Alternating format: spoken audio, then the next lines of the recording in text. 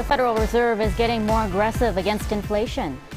The board announced that it's raising interest rates 3/4 of a point, and that's the biggest increase since 1994. So more on this Fed's decision. Let's bring in CBS News business analyst Jill Schlesinger. Jill, thanks for being with us this morning.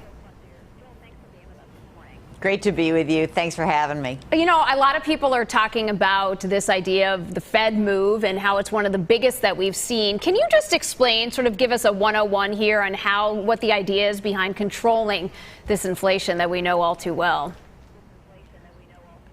Well, when we think about economics 101, we say there's supply and there's demand.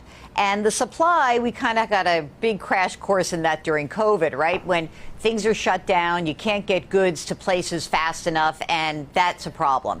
The Feds actually cannot control supply, but they can look at demand.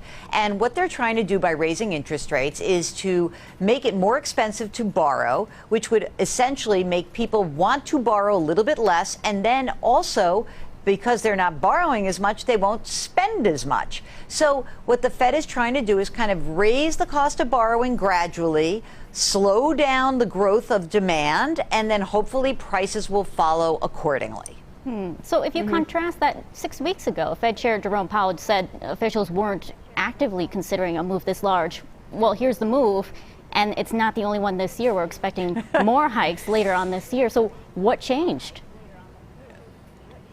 You know, it's a great question, because I'll tell you that exactly a week ago, everyone on Wall Street, all economists were thinking we're going to get a half a point. And then that changed within this week. And a couple of things that are really important. Last Friday, we got a consumer price index report that showed that inflation was ticking up again, rising. It came in much stronger than expected. And really importantly, the Fed does not always love to look at energy and food, even though that's what we care about. They know that that's really supply chain linked.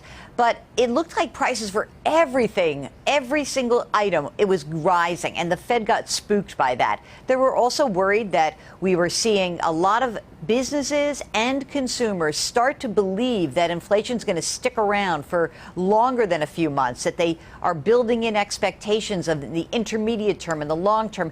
And, you know, when that happens, we start changing our behavior. It's dangerous for the economy, because then we may pull back on our own spending, and that could bring everything crashing down. So Fed got new data. They went bigger than expected. So, Jill, 3/4 of a point. How does that translate into, say, mortgage rates? What might change there, or car loans? So I'll talk about the easy stuff first. If you've got some sort of credit card, or you have a short-term loan, that will see an increase almost immediately. I'm sure that credit card companies are jacking their rates. So if you have a balance on a credit card, you're going to pay more. If you're shopping for a new auto loan, auto loan rates rising. If you've got a personal loan, a business loan, a lot of those loans are tied to prevailing short-term interest rates. Those rise immediately. Mortgages are a little different.